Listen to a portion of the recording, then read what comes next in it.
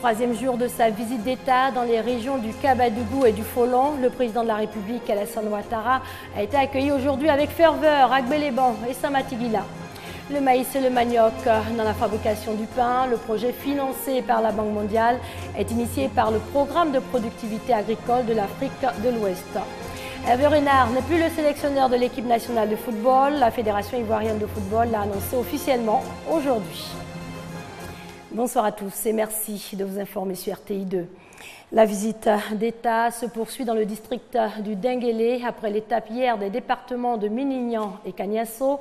Dans la région du Folon, le président de la République Alassane Ouattara était aujourd'hui à Gbeleban et ensuite à Samatigila dans la région du Kabadougou. À Gbeleban, village natal de Adjan Amintou Cissé, la mère du chef de l'État. Alassane Ouattara a annoncé le bitumage de la voie Gbeleban au Diené. Le président de la République a procédé en compagnie du chef de l'État guinéen, Alpha Condé, à l'inauguration d'un pont qui va relier la Côte d'Ivoire et la Guinée à partir de Gbeleban. Retour sur les temps forts de l'adresse du chef de l'État au meeting de Gbeleban. Projet qui me tient personnellement à cœur.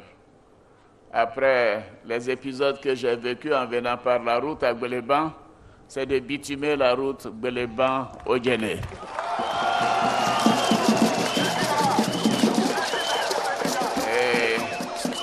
Et je peux vous dire que les travaux commenceront dès cette année.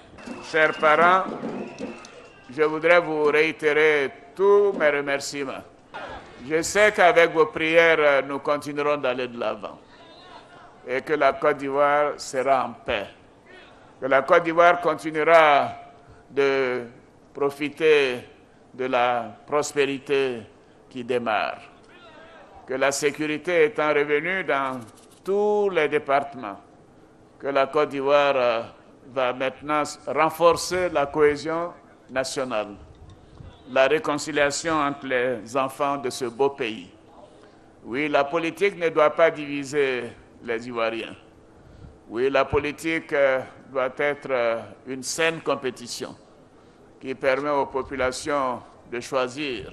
Un peu partout où nous sommes passés, j'ai entendu les populations dire que le pays avait bougé, que la situation s'améliore.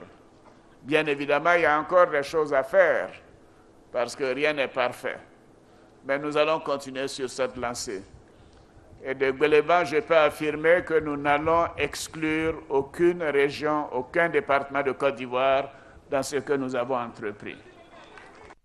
Toujours concernant cette visite d'État dans le Denguélé, demain pour son 4e jour dans le district, le président de la République Alassane Ouattara sera à Madinani et à Séguélon. En bref, ouvert hier, le 4e congrès du Front populaire ivoirien a refermé ses portes aujourd'hui. Le parti de l'ex-président ivoirien Laurent Gbagbo a désigné Afin Guessan comme son candidat à la présidentielle d'octobre 2015.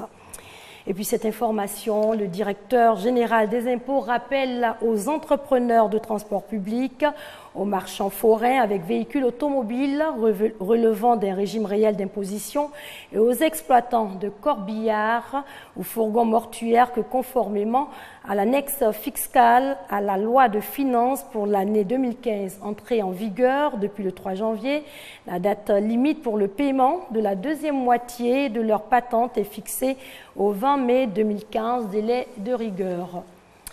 Un nouveau type de pain sur le marché, le maïs et le manioc entrent dans la fabrication de ce pain, un projet initié par le programme de productivité agricole de l'Afrique de l'Ouest. Issaïo et Adama Koné. Bientôt, les populations vont consommer du pain composé local fait à partir du blé maïs et du blé manioc. Cette production de pain de qualité à base de farine composée est faite à partir de 15% de farine locale et de 85% de blé. Le projet pilote de ce pain composé vise à valoriser le vivrier ivoirien et à contribuer à la souveraineté alimentaire de la Côte d'Ivoire. Nous allons mettre du matériel qui fait ce pain-là dans toute la Côte d'Ivoire. Les premiers essais ont eu un grand succès, à tel enseigne que beaucoup de boulangers demandent. Aujourd'hui, non seulement nous pouvons faire du pain avec du maïs, du manioc, mais de la banane, de la patate et puis du riz. Voyez-vous, la technologie est tellement avancée. En général, partout se crée une unité de transformation des activités induites tout autour. Et tout ça, ça va occuper et les jeunes et les femmes, donc avec des emplois nouveaux.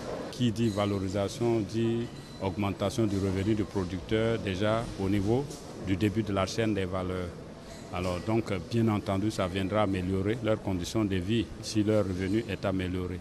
Ce projet pilote de pain composé local, inspiré de l'expérience du Sénégal, va être exécuté dans les communes et villes périphériques du district d'Abidjan et de 2 villes de l'intérieur, Bouaké et Korogo.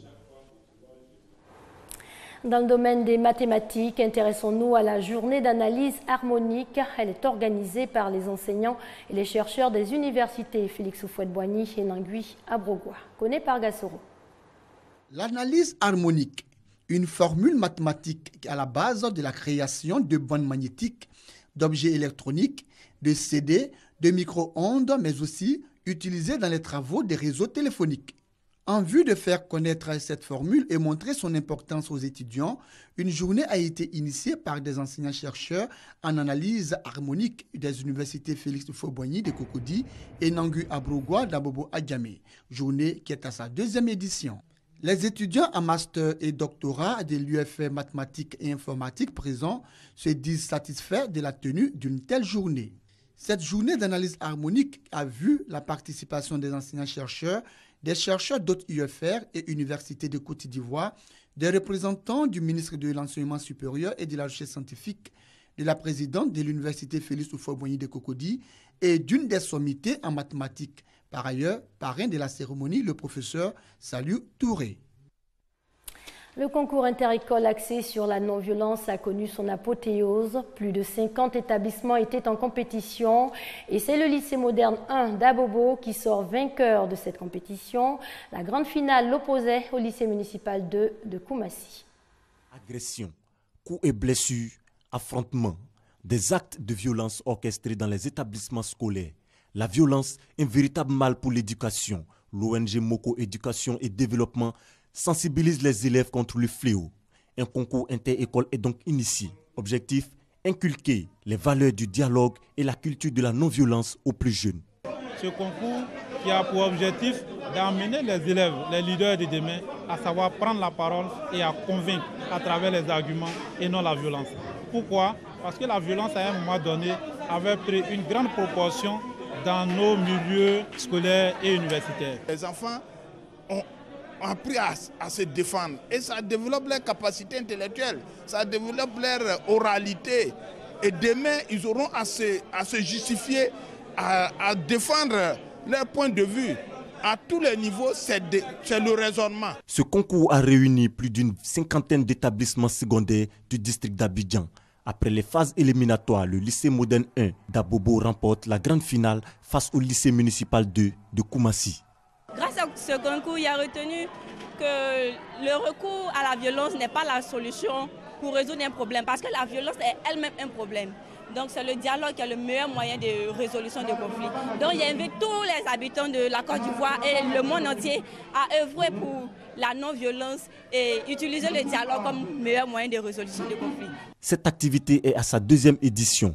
L'ONG Moko Éducation et Développement, fidèle à sa vision de faire valoir la force de l'argument pour régler un conflit, souhaite étendre son action à tous les lycées et collèges du pays. Hervé Renard n'est plus le sélectionneur des éléphants footballeurs. La Fédération ivoirienne de football a rendu l'information officielle aujourd'hui. Anja Soukrou. Hervé Renard ne commandera plus le banc de touche des éléphants de Côte d'Ivoire. Il avait pour mission essentielle de rebâtir une équipe nationale. Et l'horizon qu'on s'était fixé, c'était l'horizon de la CAN 2017. C'est pour ça qu'on lui avait fait un contrat de deux années avec possibilité de reconduction. Donc, la première chose que nous avons fait, c'est donc exprimer notre regret que cette collaboration doive s'arrêter de façon anticipée. Après avoir brillamment remporté la CAN 2015 avec les éléphants, Hervé Renard veut s'attaquer à de nouveaux challenges. En ayant remporté 2 titres en 2012 et en 2015, je me suis dit que d'une part, je vous l'avoue sincèrement, il me serait difficile de faire mieux sur ce continent. Et je me suis dit qu'il était temps de relever d'autres challenges, c'est-à-dire côtoyer le plus haut niveau de ce qui se fait en club en Europe. Hervé Renard est fortement pressenti pour remplacer René Girard au poste d'entraîneur de Lille en Ligue 1 française. Les dirigeants de la FIF ont accédé à sa demande de partir sans révéler les conditions de cet accord avec leur ancien employé. La fédération a pour sa part déjà entamé des démarches pour trouver un successeur à celui qui, 23 années après, a offert une deuxième Coupe d'Afrique des Nations à la Côte d'Ivoire. Au Congo-Brazzaville, le port du voile intégral est interdit. La décision avait été prise après des attentats commis au Nigeria par des femmes au visage dissimulé. On écoute quelques réactions. Le camouflage total du visage, où on regarde rien que les yeux. Alors là, au moins, avec le gouvernement, nous sommes accordés pour les questions de sécurité. Les questions de sécurité parce qu'il y a eu déjà quand même des témoignages qui ont montré comment les non-musulmans se cachaient à travers ces voiles intégrales pour commettre des actes qui ne sont pas autorisés au niveau du pays.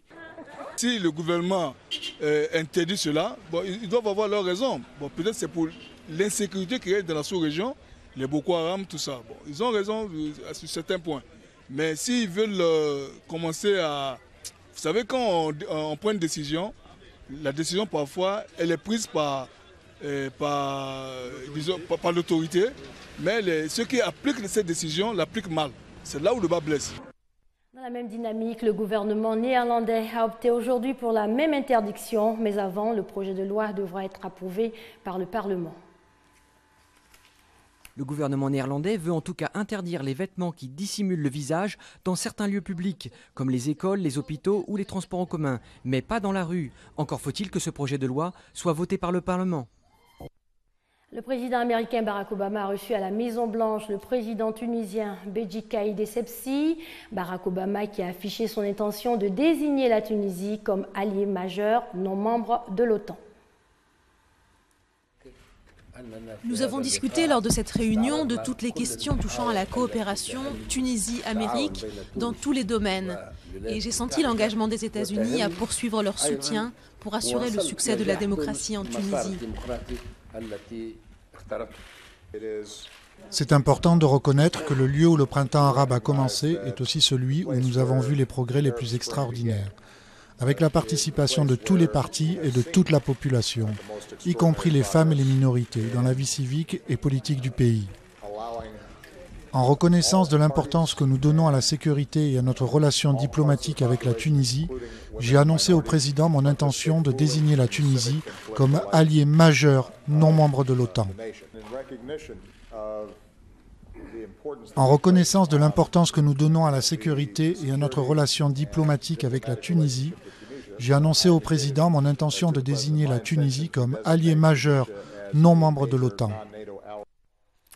Ouverture demain de la 60e édition de l'Eurovision en Autriche. La célèbre compétition musicale est au cœur des problématiques européennes. Depuis plusieurs jours, des mélodies pop envahissent les rues de Vienne, diffusées directement depuis les bouches d'égout de la ville. La capitale autrichienne bat déjà au rythme de l'Eurovision, alors que la cérémonie doit se tenir ici samedi. Dean Vuletic est un historien qui se consacre exclusivement à l'étude du concours. Selon lui, les Européens entretiennent un rapport très particulier avec cet événement musical, souvent moqué, mais qui permet aussi une forme de cohésion à travers le continent. Lors de mes voyages de recherche, je me suis rendu compte que c'est vraiment un très bon sujet pour lancer une conversation. Certains me disent qu'ils détestent le concours, d'autres qu'ils l'adorent, mais les gens ont toujours quelque chose à dire sur l'Eurovision. Et cela pousse les gens à penser à l'Europe et aux autres Européens, et à la façon dont on s'identifie les uns aux autres. Conchita Wurst, ambassadrice de charme de l'Autriche, avait créé l'événement lors de la dernière cérémonie.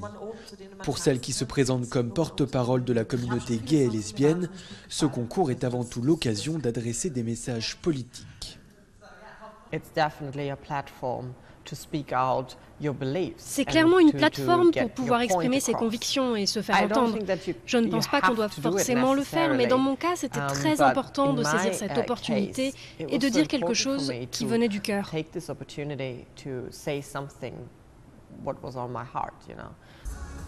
Sous ces airs kitsch et légers pleinement assumés, l'Eurovision coûte très cher.